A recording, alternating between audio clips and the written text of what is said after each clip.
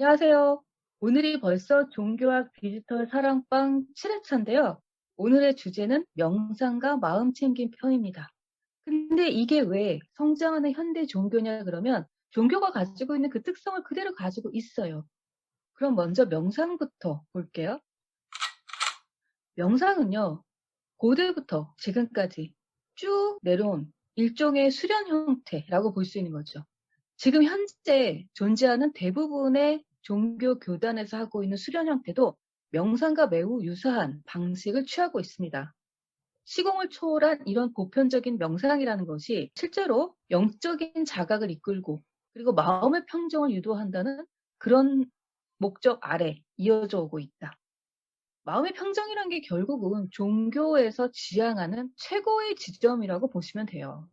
그럼 어떤 방법으로 영적인 자각과 마음의 평정이라는 목적을 달성하려고 하는 것이냐 그랬을 때 일단 요가. 요가는 지금 엄청 대중화됐어요. 특히 한국 같은 경우에는 동네마다 요가 센터가 다 있어요. 종교랑 상관없이 일종의 몸매 관리, 다이어트 이런 것까지도 다 포함을 해 가지고 요가 센터를 가시는 분들이 많죠. 이 요가가 원래 힌두교 수행 방법이었죠. 그리고 침묵, 말을 하지 않는 거. 이거는 선불교에서 많이 쓰는 방법이고, 그리고 진언. 진언은 주문이라고 생각하시면 돼요. 주문. 짤막한 문구를 반복해서 암송하죠. 의미를 몰라도 같은 말을 계속 반복하면 그게 깨달음을 준다 그래요. 나무아미타불 관세음보살 이런 것도 유사한 형태고요. 그리고 기도문이 있죠. 이때의 기도문은 짧은 기도문을 이야기해요. 너무 길고 의미가 있고 그런 게 아니라 단순 반복 이게 중요해요.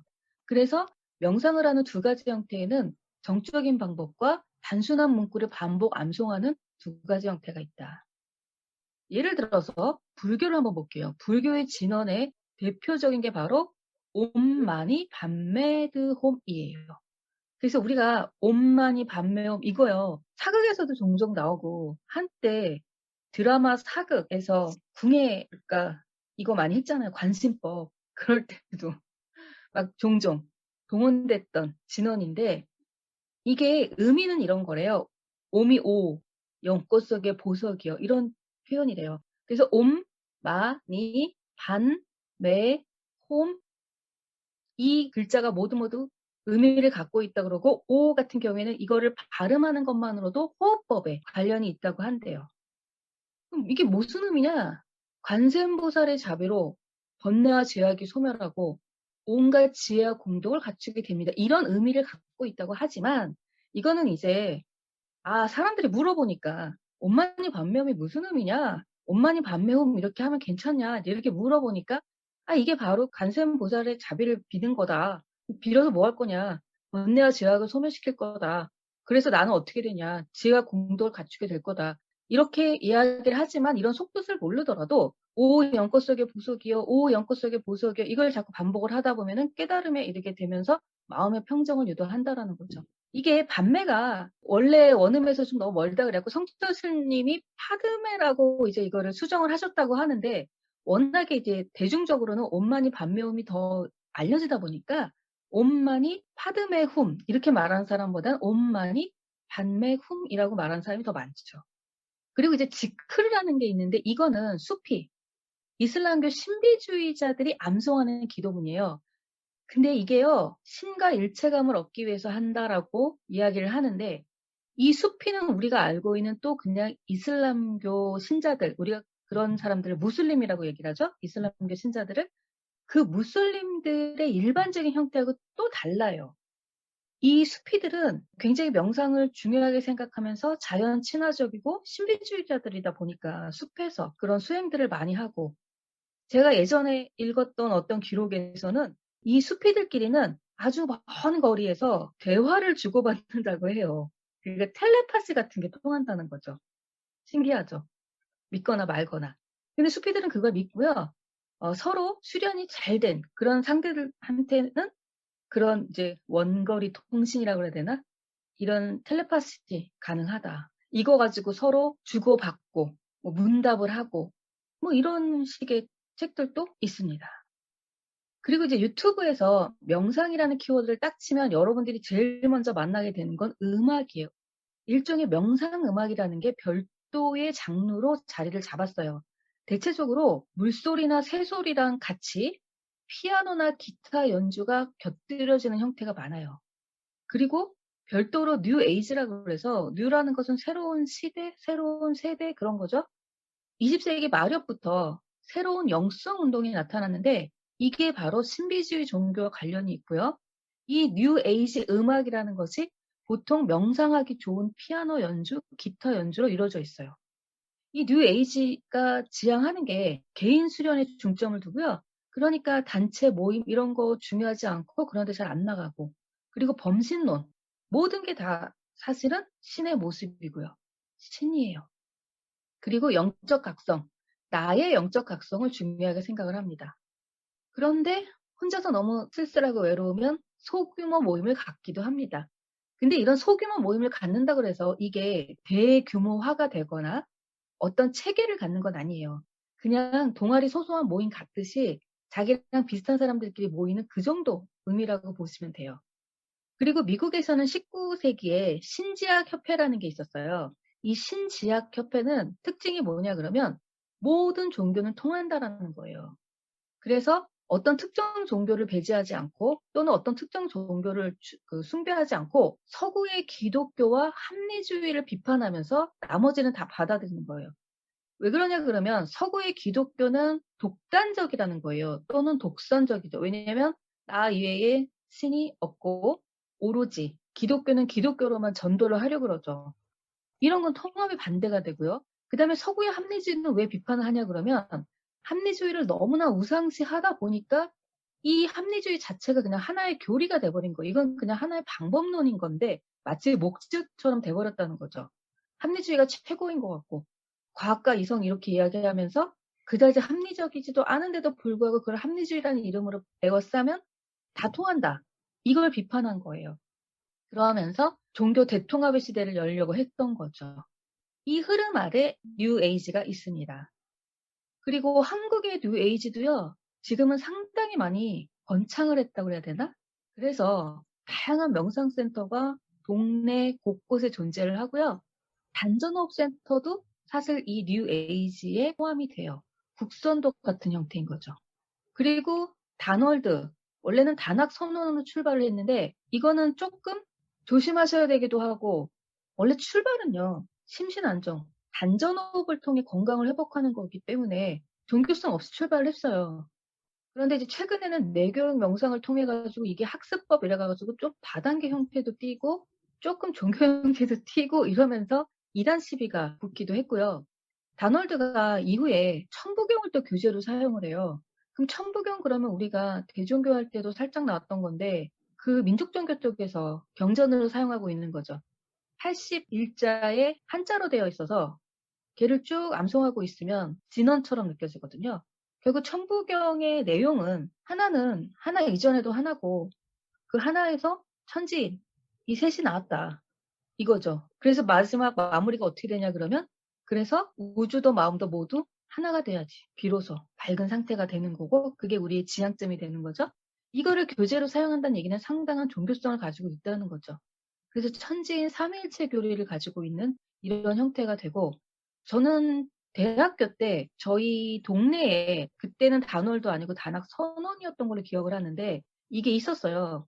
그런데 마침 친구가 여기를 다니고 싶다고 그래가지고 같이 가달라고 해서 제가 따라갔는데 그 원장이 둘 다 몸을 점검해 보더니 눕혀놓고 여기저기를 막 만져봐요. 주무르기도 하고 문지르기도 하고 그러더니 친구는 문제가 없고 제가 기가 막혔다는 거예요. 제가 몸 안에 기가 원활하게 돌아가야지 건강도 하고 사람이 뭐 하는 일도 잘 되고 그러는데 제가 기가 막혔으니까 저보고 하래요. 그래 그 친구는 오히려 등록을 안 하고 저만 등록을 하게 됐고 또 거기가 보통 6개월이나 1년이나 이렇게 해야 효과가 있다고 그러고 그렇게 하면은 또 가격이 저렴해지니까 헬스장 끊는 거랑 비슷한 심리죠. 그래서 아마 1년치인가를 제가 끊었던 것 같은데 거기서 한 8.15 행사를 했던 기억이 나요. 그때 회원들이 다 모인다 그래가지고 갔는데 엄청나게 크게 행사를 했는데 약간 종교성을 띠기도 하고 거기 모인 사람들이 좀 뭔가 광적인 사람도 있고 그래서 아 이거 좀 이상하다 이런 생각이 들어갖고 그 다음에 엄마한테 그 남은 기간을 넘겨도 되냐 그랬더니 그쪽에서 된다 그러더라고요. 그래서 제가 이제 남은 기간을 그냥 엄마한테 토스했던 그런 기억이 나요. 그래서 처음 두세 달 땐 되게 좋아요. 왜냐면 단전호흡을 하면 확실히 몸이 좋아지는 것도 느끼고 몸이 되게 유연해지고 그쪽에서 기가 잘 돌아간다고 얘기를 하니까 기가 잘 돌아가는 느낌도 받아요. 그런데 점점점 깊어지면 또는 조금만 이렇게 거기 있는 사람들과 뭐 원장이나 관리팀이나 이렇게 친해지잖아요. 뭔가 다른 모임을 유도를 해요. 근데 다른 모임으로 끌려 들어가기 시작하면 조금 점점 더 뭔가 다단계 사이비 종교 같은 느낌을 줬던 기억이 나긴 하네요. 그래서 최근에도 이 다놀드 쪽에서 부작용들이 있어서 부작용 사례들이 인터넷에 보면은 있습니다. 그리고 기수련을 하다가 보면은 환청환치에 빠지는 경우들이 있어요. 그게 집중을 하다 보니까 무라일체라는 게 그렇게 참 간단하지가 않은 건지 그런 또 시험에 들기도 합니다. 그래서 유사종교의 형태를 띤 단체에서 물질적, 정신적 피해 사례들이 발생을 하는 거, 요거는 사실은 확실히 이제 명상에서 좀 조심해야 될 부작용들이고요. 긍정 효과를 보자 그러면 기존 교단에 의존하지 않고 개인 스스로 영적 성장을 도모한다는 부분에 있어서는 상당히 긍정적인 효과로 그렇게 평가를 받을 수가 있는 거죠. 그 다음에 이제 마음 챙김으로 가볼게요. 마음 챙김은요, 원래가 특정 고정된 용어가 아니었고요. 실제로 이거는 만들어진 용어, 출판 시장 용어라고 보시면 돼요. 현대에 생긴 용어인 건데 구체적인 명상 방법을 가리키는 굉장히 많은 책들이 출판 시장에 나와 있어요. 그게 미국에서는 마인드풀리스라고 해서 일종의 그 마음의 불편한 감정들, 그것을 제거하기 위해서 하는 여러 가지 방법들, 이것에 대한 이렇게 해라 저렇게 해라 그런 것들인데 이 마인드풀리스를 갖다가 한국에서 번역을 할 때 출판사들이 마음 챙김으로 번역을 한 거예요. 마인드가 풀리스, 뭔가 이제 꽉 차니까 충만 이런 것 같은데 그 충만하기 위해서 해야 되는 방법 이렇게 되는 거죠. 보통 인간의 보편적인 심석작용에 주목을 해요. 그러다 보니까 심리학 그리고 정신의학 쪽과 관련을 맺게 됐죠. 가장 중요한 거는 현재 이 순간 판단하지 않고 이 판단하지 않는다는 게 사실 불교에서 말하는 명상의 굉장히 중요한 목적이죠. 지금 뭔가 자꾸 분석하려 하지 말고 생각하려 하지 말고 마음을 비워, 머리를 비워, 이 판단하지 않고 뭔가 마음을 현재에 맡긴다는 거예요. 그러려면 또 뭐가 필요하냐 그럼 호흡이에요.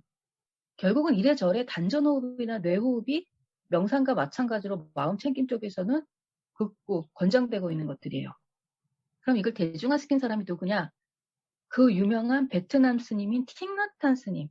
이 틱나탄 스님은 공동체 마을로 유명하세요.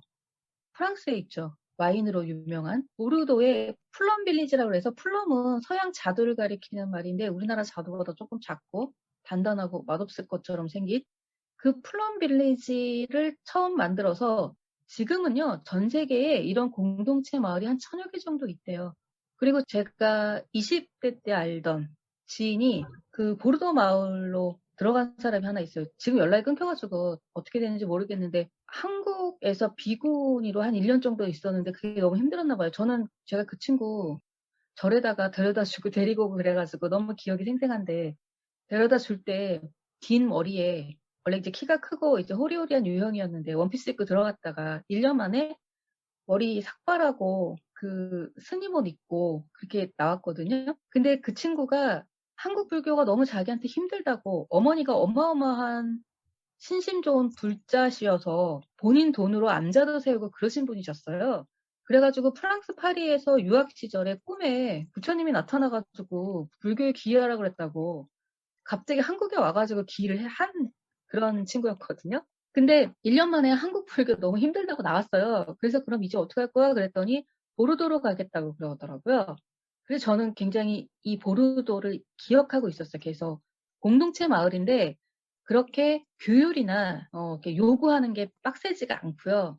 그리고 거기 머무는 기간이나 이런 것도 사람마다 다르고 굉장히 자유롭다라고 그러더라고요. 근데 그 친구랑 제가 이제 야후 메일로 왔다 갔다 했었는데 지금처럼 이렇게 핸드폰이 막 보편적이고 이럴 때가 아니어서 근데 야후가 한국에서 야후 코리아가 사라지면서 그 친구 메일도 사라져가지고 연락할 길이 지금은 없어요. 그 플럼빌리지 공동체 마을이 굉장히 성공적인 사례예요. 그리고 저도 이 틱나탄 스님이 저 대학원 시절이었는데 그때 동국대에 강의를 오셨어요. 근데 그 강의가 특징이 뭐냐 그러면 점심에 샌드위치를 같이 먹는 거예요. 그래서 거기 참가만 해도 샌드위치를 준다 그래 가지고 제가 참가를 했는데 진짜 많은 학생들이 야외 중간 크기 정도의 운동장이었는데 샌드위치를 다 나눠 줘 가지고 그 샌드위치를 먹으면서 그냥 듣는 거예요. 그 틱나탄 스님의 말씀을. 근데 그때 샌드위치도 맛도 있고 날씨도 좋고 그러다 보니까 무슨 얘기를 했는지 하나도 기억 안 나지만 다 같이 모여서 샌드위치를 먹었다는 그것만 기억에 남아요. 그런 식으로 말씀, 깨달음 이게 중요한 게 아니라 공동체적 유대감, 무언가 같이 한다는 거, 연대의식 이런 게 중요하고요. 이 틱나탄 스님은 본인이 이제 새로운 깨달음의 세계는 개인에게 오는 게 아니라 공동체로 온다 이런 말씀도 하신 분이에요.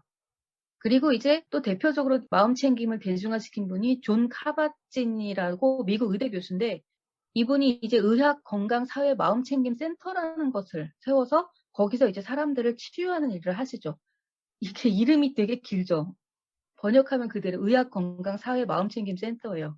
그래서 지금 미국에서 대표적인 심리 치료의 기법으로 사용이 되는 게 마음챙김이고요. 여기서 결국 요구하고 있는 거는 내적 각성, 존재의 근원, 진화에 접근하려는 그런 거죠. 그 진화가 참나잖아요. 그럼 참나가 뭔데? 지금 내가 뭔가 괴로워. 그럼 그 괴로운 게 뭔지를 알면은 그 참나로 가는 방해물을 제거하면서 참나로 갈 수 있다라는 거예요. 그리고 대체적으로 어떤 사람들이 이 치료를 많이 받냐 그러면 우울증, 스트레스, 불안, 약물 중독, 또 노화에 대해서도 상당한 불안들이 있죠. 그다음에 학업 스트레스도 있죠. 그다음에 체중 계속 이제 막 조절이 잘 안 되는 거죠.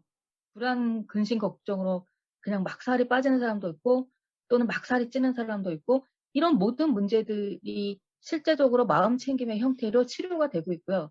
그래서 굉장히 현실적인 문제 해결을 목적으로 가지고 나온 것이다라고 보시면 돼요. 독자적인 출판 시장을 갖고 있기 때문에 우리나라 서점에도 마음 챙김 쪽이 따로 분류가 돼 있어요. 자기계발서 쪽에 가면 이게 전부 모여 있습니다. 그리고 유튜브 영상에서도 다수가 있어요. 이 유튜브 영상들이 고르게 이야기하는 것은 결국은 돈과 지식과 건강은 모두 마음먹기 달렸다라는 거예요. 그러니까 일단 먼저 돈이든 지식이든 건강이든 마음을 먹으라는 얘기예요. 내가 그것을 갖겠다라는. 그래서 굉장히 유명한 시크릿이라는 책이 지금도 스테디셀러인데 이 시크릿은 종교랑 정말 흡사한 게 여기 홈페이지 들어가면 간증들이 많이 있어요.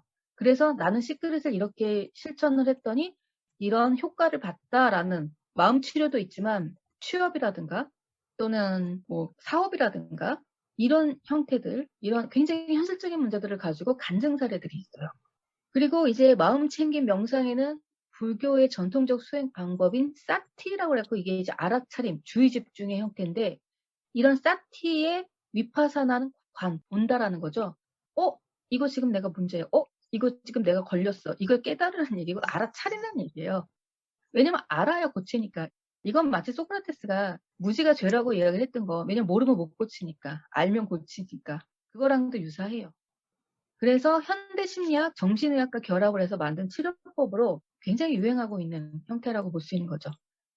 대체적으로 방법은 편한 자세를 요구하는데 어디는 눕게 하고 어디는 앉게 하고 어쨌든 중요한 건 편해야 돼요. 그리고 중요한 건 심호흡, 느리고 긴 심호흡 중요하고요. 그리고 이렇게 심호흡을 했을 때 자신의 호흡에 집중을 함으로써 내가 몸의 감각을 알아차려야 되는 거예요. 그러다 보면은 책마다 조금 다르긴 한데 어떤 책에서는 내가 지금 간이 안 좋구나. 내가 지금 폐가 안 좋구나. 이것까지 진단을 할 수 있다고 합니다. 긍정 효과는 집중력, 인내력 향상, 인내심이 되게 좋아져요. 자기 성찰에 유효하다 보니까 이게 이제 수험생들한테도 시험을 준비하는 사람들한테도 잘 먹히는 거예요. 비판도 물론 있죠. 마음 챙김하는 나의 자아의식 강화가 본래 명상의 목적에 위배된다라는 비판을 받기도 해요. 왜냐하면 불교에서는 나를 잊으라고 그러잖아요. 그래서 무아를 이야기하는데 마음 챙김에서는 자아를 갖다가 예민하게 예각으로 인식을 하라고 그래요. 이렇게 되면 사실 여기서 상충되는 부분이 있죠. 그리고 불교에서는 분별력을 자꾸 강조하는 것 때문에 고통이 생기는 거고 그래서 불교는 고집멸도를 이야기하죠. 그 고통 집착해봐라. 그거 멸해야지 도에 이르는 건데 안 그러면 계속 이제 그 상태에 있단 말이에요.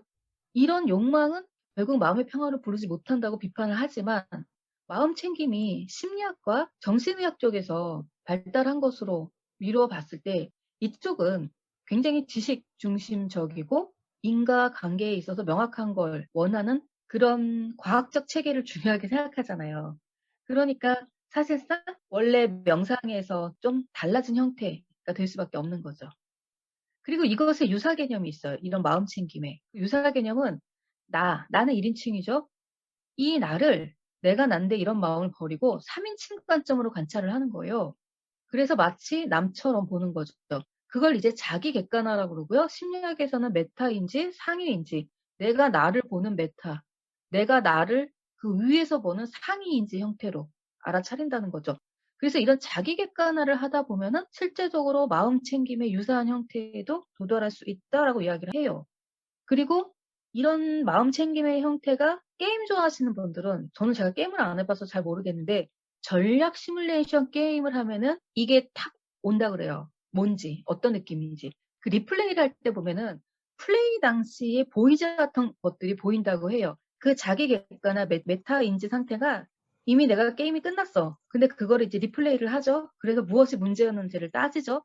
그럴 때 보면은 플레이 때 보이지 않던 것들이 보이면서 자기가 제 3인칭으로 보이는 거예요. 이런 자기 객관화가 실제적으로 유사 개념 형태로 마음 챙김에서 다뤄질 수도 있다라고 이야기를 합니다.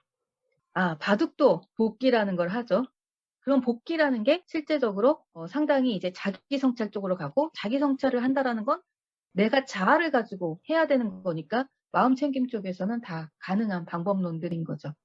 그래서 이게 상당히 시대성에 부합한다고 할 수가 있고요. 왜 시대성에 부합하냐 그러면 오늘날의 종교가 사실은 많이 부담스럽게 하고 많이 불편하게 하잖아요. 그 반감도 많이 있고.